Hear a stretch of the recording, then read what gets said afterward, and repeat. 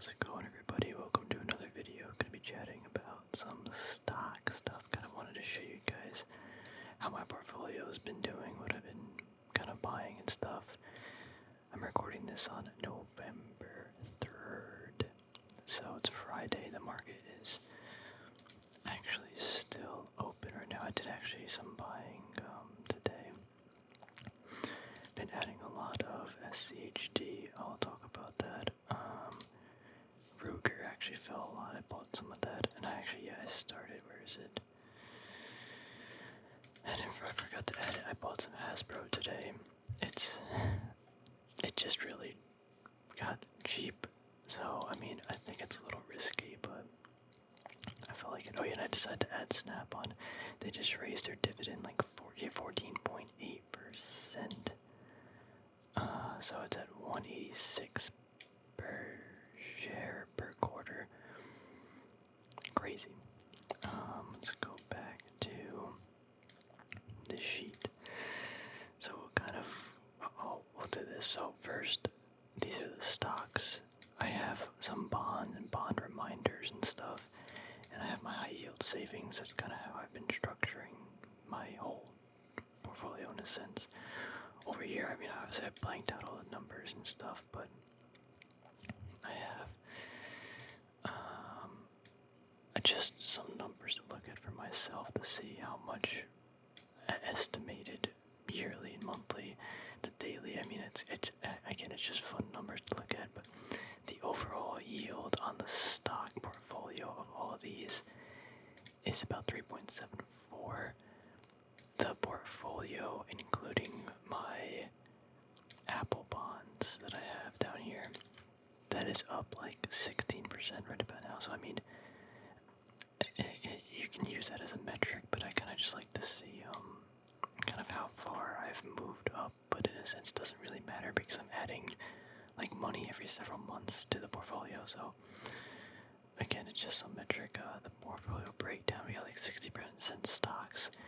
A trade is something that right now the only trade I have is Foot Locker. That's because they cut their dividend, and I kind of want to exit, so it doesn't really count as a dividend. So there's really no reason for me to have this, but gotta get rid of Foot Locker, I guess. But yeah, then we have dividend stocks, ETFs, corporate bonds, and then cash. I don't include any of my treasury bills or I bonds or the high yield savings in this because I guess it is weird how I don't do that, but how like the money is broken up in my different accounts, it just makes more sense to do it this way. Like these Apple bonds are technically all of this is a breakdown of my stock portfolio in a sense.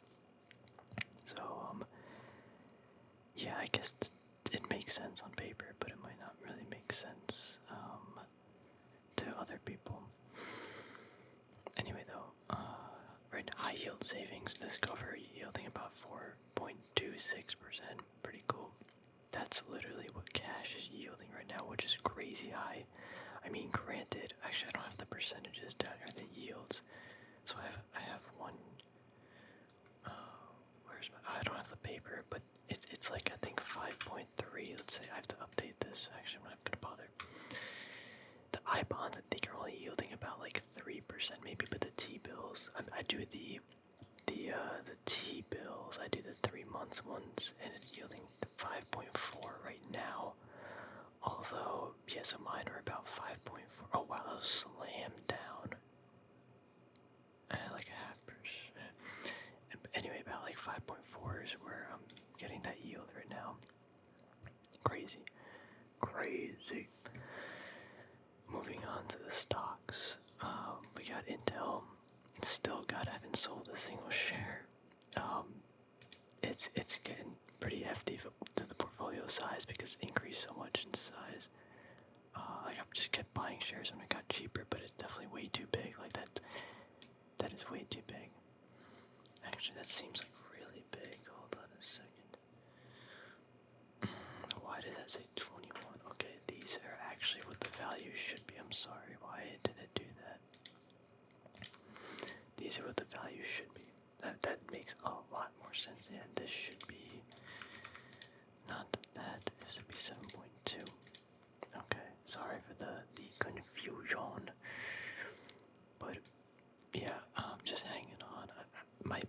thesis was to wait till like 2025 or 20, whatever I said, 2024. So we're gonna do that. I definitely wish I bought it like at 25, 30, and said my average price at $42, and that's averaging down. So not the best. Also, the yield right now is low. But it is what it is. Exxon's still holding all the shares I have bought since COVID. That thing's still crazy. They increased the yield by I think like 4 or 5%. So now my average yield on cost is 9.6%. It's crazy. SCHD, I think the last time I made a video, this was like 1% of the portfolio. We got it to 9 right now. It did, if we go over to the chart, it did like shoot down. See this? Like it went to 67 and then it shot back up. But I was hoping to get like another day or two. Because I do my buying usually on like Fridays, but like 2 or 3 days ago, if I bought it, I could have got it for like 3-4% cheaper, which is pretty high for a ETF. So yeah, but been buying that a lot actually, like every single week. Again, we got to 9% of the portfolio. Verizon, I haven't touched. I actually haven't. The only thing I've sold recently was Walgreens, and I sold some because that thing was tanking, and my exposure I think was just too high. So that's why I did that. Where else are we? Back to Verizon. Yeah, they dropped a lot. I just didn't feel like buying anymore and adding to the portfolio. I want to focus on buying less company. Like if I'm buying a company, I want to make sure they don't have a lot of debt. They're not that leveraged, just so. Between Verizon, Walgreens, now they had 3M, now I added Simon Property, a lot of debt in the portfolio, and I guess Hasbro has some debt too, but I think it's got some potential. Moving down, Smith & Wesson, I haven't added or anything, but yeah, it fell a lot. The Smith & Wesson and Ruger, I mean, I'm kind of overexposed, maybe 8% into that sector, but man, those companies, no debt, they're relatively a lot of free cash flow. They pay some good dividends. So, and I guess Smith & Wesson's more of a trade per se as opposed to a dividend company, I guess, just because the nature of, I guess, the history of the dividend they've been paying, but they pay dividends, so I'm including it into the percentage of the portfolio in dividend stocks. Snap-on's been one of the companies I've been adding a lot to, or not a lot, but I've been wanting to add because they have basically no debt. Also, they have been increasing their dividend like crazy. They're not leveraged at all, generating a lot of free cash flow. So I've been trying to pick it up, but it just got so expensive. Like, it's up there. So I did pick up some more today, but again, I'm not really happy with these prices. But it's a really quality company, so it's kind of hard to say no. And I've been too picky. I haven't bought this company in, I don't even know actually. I wouldn't say a year, but like maybe 7-8 months I've been waiting. I don't know. Walgreens, I wouldn't mind. I don't want to own this company as much as I did. They just have a lot. I don't see any positives really with this company. I mean, the dividend yield right now got to like 9%. This thing just keeps trucking downward. I mean, they could bounce back, but it's like, I don't know if I really care to be along for the ride, but now I feel like I'm kind of stuck, so it is what it is. I'm not gonna sell anymore. I sold, I think it was like 10%. But yeah, Foot Locker, I don't really just want to own this. I'd rather it be in a more stable thing. It's just too much risk. And I mean, there was kind of like risk going into it as well, and I knew it, and just the bad stuff happened, so it is what it is. Definitely a learning lesson, but oh, interesting. Negative 33.3, and it's 3.3% of the portfolio. Wow. Simon Property, I haven't done any adding. I was actually gonna add today, and check this out. Like, what is this? This Monday, Tuesday, Wednesday, Tuesday, Wednesday, Thursday, today's Friday. The stock's up like 10% in this week. like I was gonna buy it down here. I'm like, oh wow, nice. Actually, I kind of want to wait till it gets like 100. But I was like, I might as well pick up some more because it got kind of low, and it shoots up because they had some pretty good earnings too. They're keeping their 1.90 dividend, so I think 6.5% yield right now. Ruger just tanked on earnings. I think it was today, yesterday. Yeah, they fell a lot. I don't really know exactly what happened, but again, I like the company. I don't love it to keep adding like more and more all the time, but I decided to add more yesterday because it dropped so much. So averaged out a little bit. 3M, I mean, just continues to fall. I think I did do some selling. I think that was like way months ago though, so I think we're to discuss that. I'm really worried that they're gonna spin their company off the healthcare sector still, or the part of it, and then that they cannot pay the dividend if they do that, so that it'll have to get cut. This ETF just kind of added. I just wanted another dividend on my radar. Sorry, dividend ETF on my radar. So this is one I just added. Definitely SCHD. I think just the better buy right now, valuation wise. So I mean, I guess it's kind of hard to value these, but I'm just picking the SCHD. So, and I decided to pick up the Hasbro. Yeah, they are yielding a lot, and it's definitely a risk. But I think there's definitely a longer term good things with Hasbro, so that's why I decided to pick it up. Like we are at, this chart is wrong, but we're at like, actually let me bring this over. Let me see, Hasbro. Check this out. We are at like 10-year lows. Like we're at almost 10-year lows, I guess. Oh yeah, we're basically at 10-year lows. It was like $55, $50. Really low, but yeah, this company is not like. I think they have great products. I know the management's pretty bad. Like the CEO is just pretty detached from like the actual good things this company could be producing. So I think there's some potential here. What is it like? Not even a percentage of the portfolio. Yeah, I just threw some money at it, like literally like chucking money at it.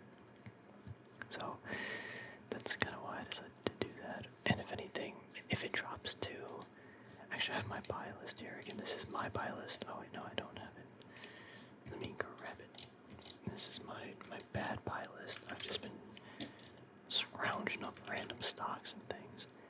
Delta, Hasbro, oh snap, on all these companies. I'm like, if it gets to these prices, it's like, okay, I should really buy this because it's just at a good range that I think it should be picked up at. So a lot of things have to fall 15 to 20%, so we still got a lot of ways for a lot of things, but that's kind of what I've been eyeing up, all for different reasons. But yeah, out of all these, Snap-on is the number one that I want to add. I wouldn't mind like Caterpillar too, but if the price has to be right, and a lot of the times they're not right. I wish I bought Amgen back here though. Like, I was just like, that was the trend line, and it just aligned with a lot of things, and they've been raising the dividend and stuff. I don't know. I think I was just being a little dumb. And I mean, Pepsi I owned at 116. I remember back here. Maybe 120. That was 116. And I sold it for some reason. I kind of just wish I had it, but not that I kind of wish. I didn't at the time have the mental capacity or understanding of the strategy of the stock market that I wanted to play. But yeah, now I think I have something more solid and some more attainable, achievable goal that aligns with like my time horizon and mentality. So yeah, also, I mean, I'm pretty sure a lot of people know of this Seeking Alpha. What did I do though? How did I do with dividend watch list. Is that it? No.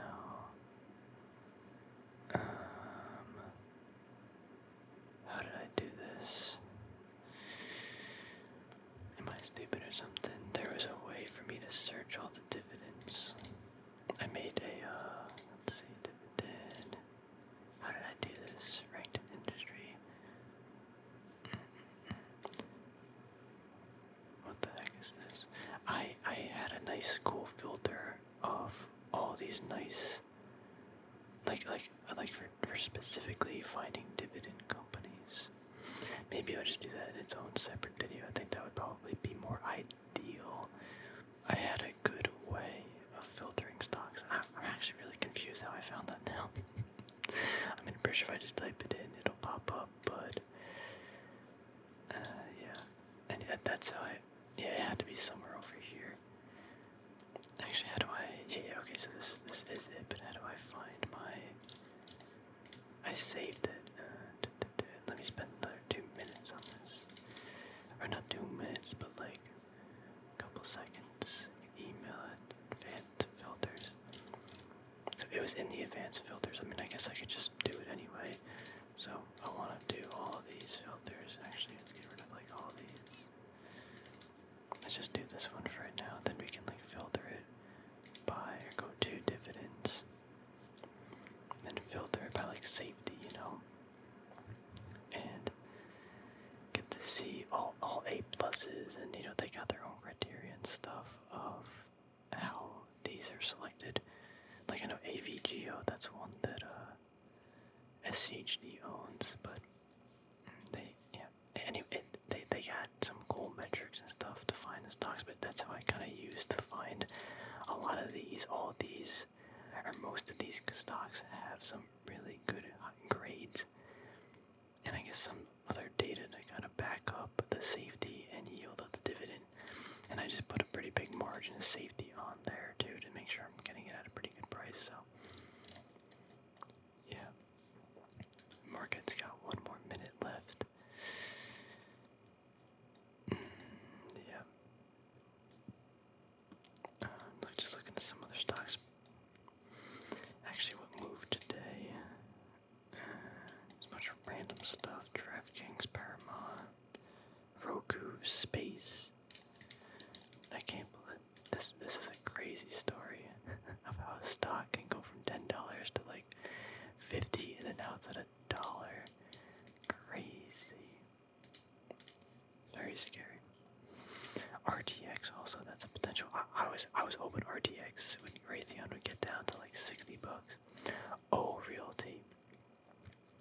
I remember I was waiting. I mean, you guys probably, if you're watching this video, but I was waiting all back here. I was like, when it gets to $50, I'll buy it. And it has at $50, but now I'm not buying it, obviously, because market conditions changed. I'm lowering my price to $40. If it gets to 40, I'll be like, okay, this is cheap enough where I want to buy it. And I think is that at $40. No, at $45 is where you'll get a 7% yield. Yeah, it's at 6.14 right now. So if we were to do 3.07, to be divided by 0.07, if I want a 7% yield at 43.80, that is where we'll get it. But I mean, again, they have a lot of debt, and these rates are high. But if you think that these rates are going to be low, or they're going to be, what do you call them? They're not going to remain this high for long, then buying like assets like this is probably ideal. But I don't know. I think these rates are going to be here for quite a while. But also, I want to capitalize and pick up on some of these cheap companies with pretty good high yielding dividends, even if they like say suspend the dividend, if they don't increase it as heavily, or they, you know, have to cut back a little bit on the dividend. Like the longer term projections of them raising it with potentially lowest, eventually rates have to go back down. It might be years, like a 5 to 10 years, but eventually they do. I mean, obviously you want to make sure that the company you're buying is gonna like survive, because if they don't, that'd be very bad. But yeah, I mean, at the end of the day, I'm trying to just focus focus on ETFs, the SCHD, probably the Vanguard one, putting money to that. Then after that, I want to buy things like Snap-on. Actually, where's my other? Is Snap-on really the only one? Right now, I mean, yeah, I need things to fall. They're just expensive. Because it's like, why would I buy these bonds when I could just keep buying or putting things in high yield savings, or even just buy bonds? Like, again, I'm still adding to the stock portfolio because the longer term, like horizon, it's just kind of hard to pass up the high yielding bonds right now. Yeah, I feel like I've always been like, I need to wait till things drop, like they're just too expensive, and then I buy stuff, and then this is what happens. They just get so cheap. But yeah, Exxon, if it falls, I might buy some more. Again, none of this is buy recommendations. This is just me being like, you know what, I want to add these, and I'm just sharing it with the world because it's kind of fun to chat about. And you guys know. Target's looking somewhat appetizing too, but the problem is it's Target, and I think they also have a pretty good amount of debt, and there's also some issues. So I don't know. If it gets like $100, maybe I'll consider it. Yeah, I just want really high quality, or I want companies that pay a good dividend, that have very little debt, and yeah, and are trading at a decent valuation. Like, I think Caterpillar has pretty low debt. They're paying good dividend. They sustainably pay it consistently. The problem is they're just so expensive. Let's go to Caterpillar. Actually, their forward PE is like 11. Their dividend yield now is 2.17. I mean, yeah, maybe that actually isn't that expensive with a low payout ratio. Man, am I being too annoying or picky here? Let's say dividend yield, 5-10 years. Let's see. I mean, the yield's always been kind of low.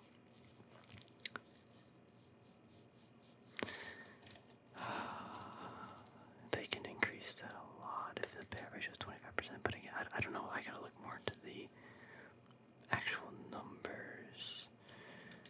Where's their income? Let me see the debt. Total debt, we're looking at $8 billion. They've actually been reducing some debt.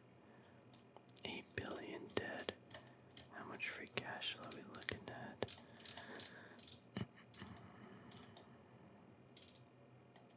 Where are we? Free cash flow per share is like $16. Wow, $16. It went from 9 to 16. I mean, that's not really common though. So I have to go, break down actually what happened there. But 5 billion in free cash. What do we say? I think 8, right? 8. Wow, they have like no debt. Let me go back there though. Free cash flow. Did I do it right? 537. Let's say they make 3 billion. Yeah, they can pay that off pretty easily. Or like, they're not that leveraged. They just went up a lot the last little while. Anyway, though, I'm gonna stop rambling. Hopefully you enjoyed the video. Take care, everybody. Stay tuned for some more,